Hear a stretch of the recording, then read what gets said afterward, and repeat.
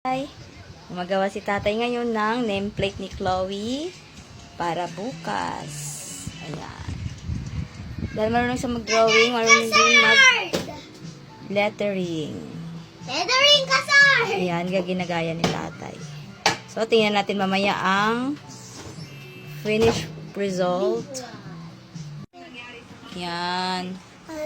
Ballpen lang yung gamit ni tatay, Chan.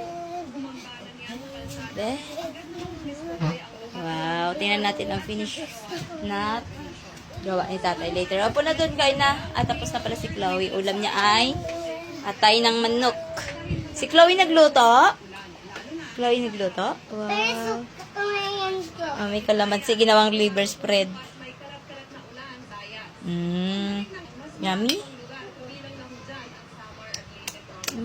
Yummy. At tapos na. O, suotin mo na nga. Para bukas. Wow, ayan. Laki.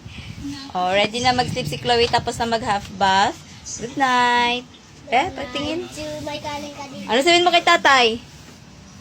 Ano sabihin kay tatay? Thank you. Hindi na kami nagpa-print. So, may cover na to. May plastic cover.